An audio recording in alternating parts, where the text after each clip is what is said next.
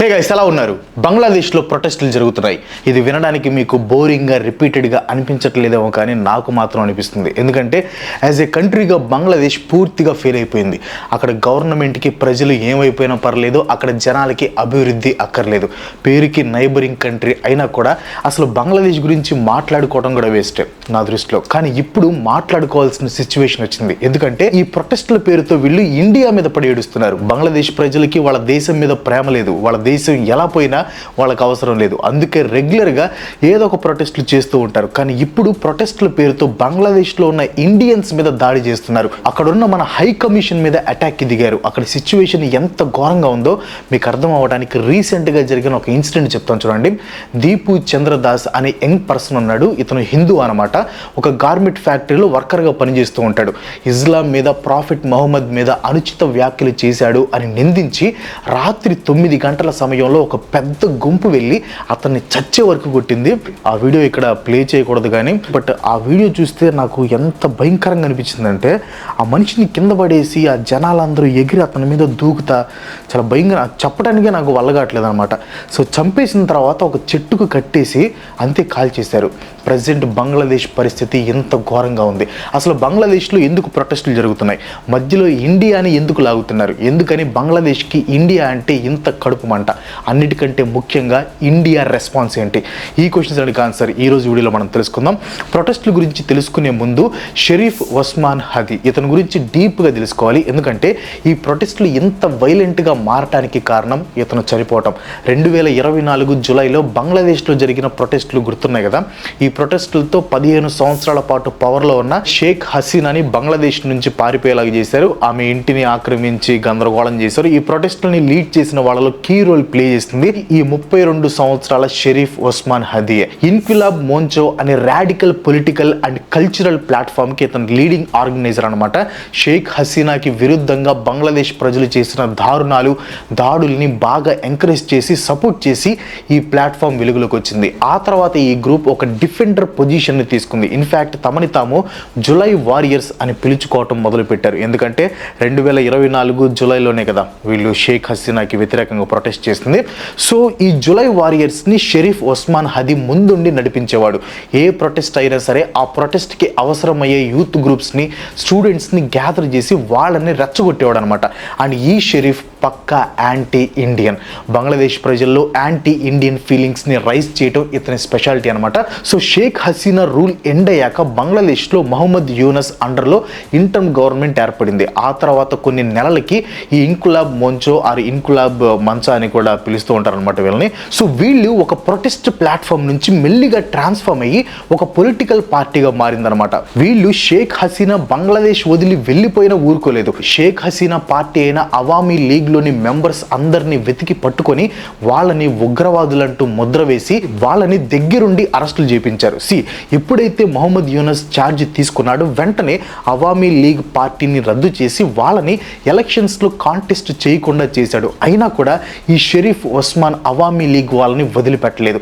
ఇక్కడ పాయింట్ ఏంటంటే బంగ్లాదేశ్లో ఉన్నది టెంపరరీ గవర్నమెంట్. సో ఎవరికి వాళ్ళు రూల్ చేయాలి అనే ప్లాన్ లో ఉన్నారు. అటు టెంపరరీగా రూల్ చేస్తూ యూనస్ పర్మనెంట్ అవ్వాలి అనే ప్లాన్ లో ఉంటే, ఇటు ఇన్కులాబ్ మోంచో పొలిటికల్ గా స్ట్రాంగ్ అయ్యి బంగ్లాదేశ్ ని రూల్ చేయటంలో తమ పాత్ర కూడా ఉండాలి అనుకుంది. సో వీళ్ళల్లో వీళ్ళు కొట్టుకునే ముందు అవామీ లీగ్ ని పూర్తిగా అంతం చేయాలి అనే ఉద్దేశంతో షేక్ హసీనా అండర్ లో ఉన్న చిన్న పెద్ద లీడర్స్ అందరినీ అడ్రస్ లేకుండా చేశారు.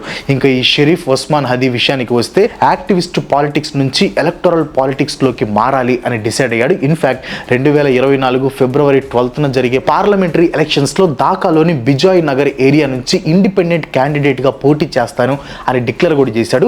ఈ ఎలక్షన్స్ కోసమే హదీ క్యాంపెయినింగ్ కూడా స్టార్ట్ చేశాడు అనమాట. బంగ్లాదేశ్ లో ఫారిన్ ఇన్ఫ్లుయెన్స్ ని అడ్డుకోవడమే తమ మెయిన్ గోల్ అని తన సపోర్టర్స్ కి హదీ చెప్పేవాడు. ముఖ్యంగా ఇండియన్ ఇన్ఫ్లుయెన్స్ నుంచి బంగ్లాదేశ్ ని దూరం చేయాలి అనుకునేవాడు. నాకు అర్థం కాని విషయం ఏంటంటే, ఒక షేక్ హసీనా తప్ప ఈ బంగ్లాదేశ్ పొలిటీషియన్స్, లీడర్స్ అందరూ అనవసరంగా ఇండియా మీద ఎందుకు ద్వేషం పెంచుకుంటున్నారు? ఎక్కువగా చెప్పాలని కాదు కానీ 1971లో ఇండియా కానీ దైదల దోచకపోతే ఈ రోజున బంగ్లాదేశ్ అనే దేశమే ఉండేది కాదు. ఇంకా చెప్పాలంటే ఇండియా కాళ్ళు గడిగి ఆ నీళ్లు వాళ్ళ నెత్తిని చల్లుకోవాలి.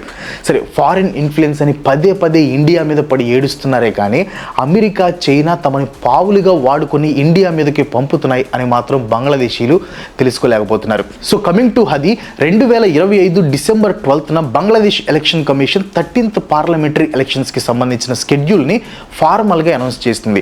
ఇదే రోజున హదీ సెంట్రల్ ఢాకాలో ఎలక్షన్ క్యాంపెయిన్ చేస్తున్నాడు. ఇలా క్యాంపెయిన్ చేస్తున్న టైంలో కొంతమంది మోటార్ బైక్స్ మీద వచ్చి హదీని షూట్ చేశారు.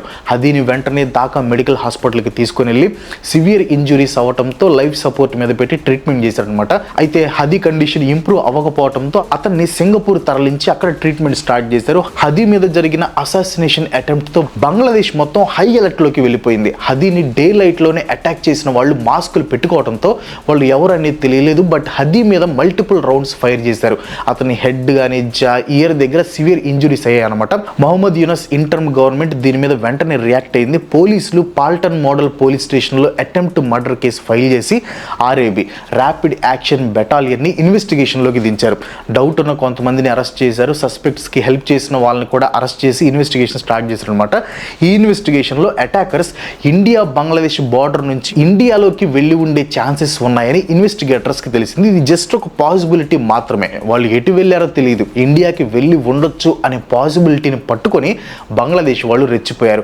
ఇండియా కావాలని బంగ్లాదేశ్ మ్యాటర్స్ లో ఇన్వాల్వ్ అయ్యి బంగ్లాదేశ్ ని ఇంటర్నల్ గా దెబ్బతీయాలని చూస్తుందని విషం కక్కటం మొదలు పెట్టారు. అక్కడెక్కడో ఢాకాలో హదీ మీద ఎవరో ముసుగు వేసుకొని అటాక్ చేయటం ఏంటి, వాళ్ళు ఎటు వెళ్ళారో కన్ఫర్మేషన్ లేకుండా ఇండియా బార్డర్ దాటి ఇండియాలోకి వచ్చారు అనే అజంప్షన్ తో ఇండియాని నిందించడం ఏంటో నాకైతే అర్థం కావట్లేదు. సరే, ఆ కాల్చిన వాళ్ళు బార్డర్ క్రాస్ చేసి ఇండియాలోకి వచ్చారా అనుకుందాం.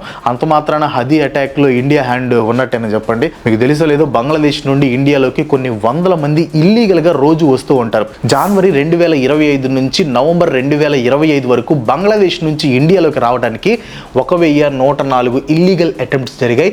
2556 మందిని పోలీసులు అరెస్ట్ చేశారు. ఇల్లీగల్ గా ఇండియాలోకి వస్తున్న వాళ్ళలో బంగ్లాదేశ్ నుంచి వచ్చే వాళ్ళు ఎక్కువ. సో ఇలా ఎంతో మంది ఇల్లీగల్ గా వస్తున్నారు. తమ దేశంలో ఉన్న బాధలు తట్టుకోలేక అక్కడ జనాలు ఇక్కడికి వస్తుంటే అది పట్టించుకోవటం వదిలేసి ఇండియా మీద నిందలు వేస్తున్నారు బంగ్లాదేశీ లీడర్స్. బంగ్లాదేశ్ లో నేషనల్ సిటిజన్ పార్టీ ఎన్సిపి అని ఒక పొలిటికల్ పార్టీ ఉందన్నమాట. హదీ మీద అటాక్ జరిగి అతన్ని సింగపూర్ షిఫ్ట్ చేసిన తర్వాత ఈ ఎన్సిపి పార్టీ లీడర్ అయిన హస్నత్ అబ్దుల్లా ఒక ర్యాలీ కండక్ట్ చేశాడు. ఈ హస్నత్ అబ్దుల్లా కూడా ప్రో యాంటీ ఇండియనే. హస్నత్ ఈ ర్యాలీలో మాట్లాడుతూ బంగ్లాదేశ్ లో మంటలు పెడితే చూస్తూ ఊరుకోవని, బంగ్లాదేశ్ ని దెబ్బతీయాలి అనే చూసే వాళ్ళకి షెల్టర్ ఇస్తే 7 సిస్టర్స్ లోని ఎక్స్ట్రీమిస్టులకి తాము షెల్టర్ ఇచ్చి ఇండియాని 7 సిస్టర్స్ కి దూరం చేస్తాం అని వార్నింగ్ ఇచ్చాడు. 7 సిస్టర్స్ అంటే మన నార్త్ ఈస్టర్న్ స్టేట్స్ అయిన అరుణాచల్ ప్రదేశ్, అస్సాం, మణిపూర్, మేఘాలయ, మిజోరాం, నాగాలాండ్ ఇంకా త్రిపుర అనమాట.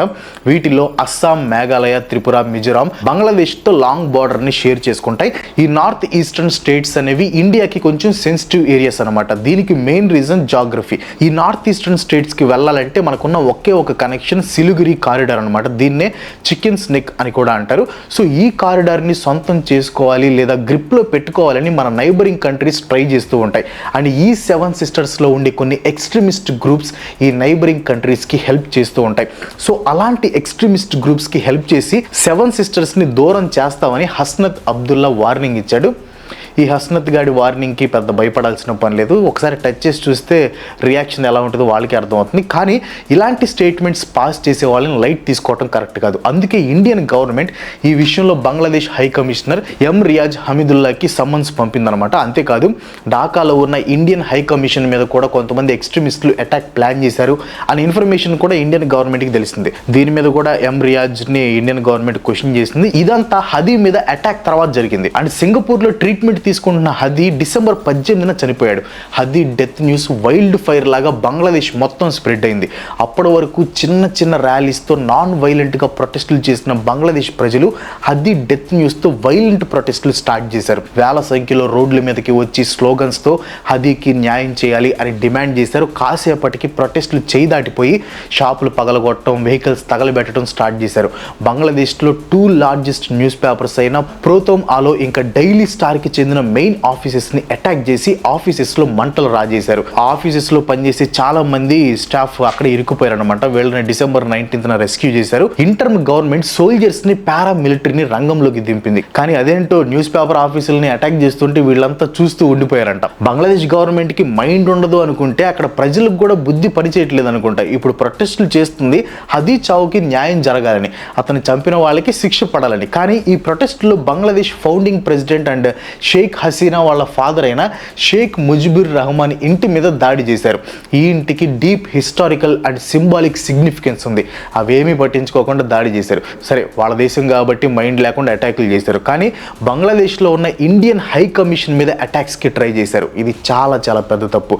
ఈ అటాక్స్ని పోలీసులు అడ్డుకున్నారు. అది కూడా ఇండియన్ గవర్నమెంట్ ఇక్కడ ఉన్న బంగ్లాదేశ్ హై కమిషన్ని పుష్ చేయటం వల్ల. కానీ బంగ్లాదేశ్లో ఉన్న ఇంటర్మ్ గవర్నమెంట్ వీటిని ఆపడానికి ట్రై చేస్తున్నట్లయితే కనిపించట్లేదు. జస్ట్ తమాషా చూస్తుందన్నమాట. ఆ గవర్నమెంట్ పని జస్ట్ ఇండియాని పోక్ చేయటం మాత్రమే. ఈ ఇష్యూ స్టార్ట్ అయ్యాక ఇండియన్ ఫిషింగ్ బోట్ ఒకటి మ్యారిటైమ్ బోర్డర్స్లో తిరుగుతూ ఉంటే బంగ్లాదేశ్ పెట్రోల్ షిప్ ఒకటి వాళ్ళకి ఎదురైందంట. మ్యారిటైమ్ బోర్డర్స్లో షిప్స్ క్రాస్ అవటం అనేది చాలా నార్మల్. కానీ ఈ బంగ్లాదేశ్ పెట్రోలింగ్ షిప్లో ఉన్న అధికారులు ఇండియా బోట్లో ఉన్న 11 మందిని చంపడానికి ట్రై చేశారు. ఒక ఫిషర్ మ్యాన్ని స్పియర్ లాంటి దాంతో పొడిచి చంపేశారంట. మిగతా వాళ్ళు ఎలాగోలా తప్పించుకున్నారు. ఈ ఇన్సిడెంట్ గురించి తెలిసిన తర్వాత అసలు బంగ్లాదేశ్లో గవర్నమెంట్ ఉందా లేకపోతే మిలిటరీ రూల్ ఏమన్నా నడుస్తుందా అన్న డౌట్ వచ్చింది. ఏమీ తెలియని ఫిషర్ మ్యాన్ చంపితే ఏమొస్తుంది? మీకు ఇంకో ఇన్సిడెంట్ చెప్తాను చూడండి. ఒక 1 week బ్యాక్ 35 మంది బంగ్లాదేశీ ఫిషర్ మ్యాన్ ఇల్లీగల్గా ఇండియన్ బార్డర్స్ దాటి వచ్చేసారు. మన ఇండియన్ ఫిషర్ మ్యాన్ అయినా బార్డర్ దగ్గరికి వెళ్ళారు, కానీ వీళ్ళు బార్డర్ దాటి వచ్చేసారు. కానీ ఇండియన్ కోస్ట్ గార్డ్స్ వీళ్ళని జస్ట్ అరెస్ట్ చేశారు. జస్ట్ అరెస్ట్ మాత్రమే చేశారు అంతే. పాకిస్తాన్కైనా ఒక క్లారిటీ ఉంటుంది, ఇండియా నుంచి కాశ్మీర్ని లాక్కోవాలి, ఇండియాని దెబ్బ కొట్టాలని. అసలు ఈ బంగ్లాదేశ్ బాధ ఏంటో నాకైతే అర్థం కావట్లేదు. వీళ్ళకి మొదటి నుంచి ఇండియా హెల్ప్ చేస్తూనే ఉంది, అయినా కూడా వీళ్ళు గెట్ అవుట్ ఇండియన్స్ అంటారు, స్టాప్ ఇండియా ఇన్ఫ్లుయెన్స్ అంటారు. To be frank, Bangladesh is a nothing country. ఏ విధంగా చూసుకున్నా కానీ వాళ్ళు ఇండియాకి పోటీ కాదు. అలాంటి కంట్రీని ఇంటర్నల్గా డిస్టర్బ్ చేసి గొడవలు పెట్టాల్సిన అవసరం ఇండియాకి అసలే లేదు, అసలు రాదు కూడా. ఇదే పద్ధతి కంటిన్యూ అయితే బంగ్లాదేశ్కి ఫ్యూచర్ ఉండదు. ఆల్రెడీ ఇంటర్న్ గవర్నమెంట్ హ్యూమన్ రైట్స్ని వైలేట్ చేస్తుంది అనే న్యూస్లు వస్తున్నాయి. రీసెంట్గా హసీనాకి ఉరిశిక్ష వేసి ఏదో ఇండిపెండెన్స్ సాధించినట్లు ఫీల్ అవుతున్నారు. ఇప్పుడు షేక్ హసీనా ఇండియా ప్రొటెక్షన్లో ఉంది. అదే వీళ్ళ కడుపు మంటకి మెయిన్ కారణం. ఇండియన్ గవర్నమెంట్ హసీనాని హ్యాండ్ ఓవర్ చేసే ఛాన్సే లేదు కాబట్టి వీళ్ళ కడుపు మంట ఇంకా పెరగటం ఖాయం. కానీ వీళ్ళు ఆలోచన లేకుండా బంగ్లాదేశ్లో ఉన్న ఇండియన్ ఎంబసీస్ మీద దాడులు చేస్తున్నారు. దాని వల్ల నష్టం జరిగేది వాళ్ళకే అనే విషయం వాళ్ళకి అర్థం కావట్లేదు పాపం. ఇది ఇక్కడతో ఆగుతుందా లేదా బంగ్లాదేశ్ దీన్ని సాగదీసి ఇండియా ఆగ్రహానికి గురవుతుందా అనేది we have to wait and see. ఏం జరిగినా నెక్స్ట్ అప్డేట్స్ని వెంటనే మీ ముందుకు తీసుకొని వస్తాను. అవి మిస్ అవ్వకూడదు అనుకుంటే వెంటనే మన ఛానల్కి సబ్స్క్రైబ్ చేసుకోండి. ఈ వీడియో మీద మీ ఒపీనియన్ అంటే కింద కామెంట్స్లో ఖచ్చితంగా చెప్పండి. వీడియో నచ్చితే ఒక లైక్ కొట్టి మీ ఫ్రెండ్స్ అండ్ ఫ్యామిలీకి షేర్ చేయండి. ఇంకో మంచి చోటుతో మళ్ళీ కలుసుకుందాం. అందరికి సెలవు. Bye bye.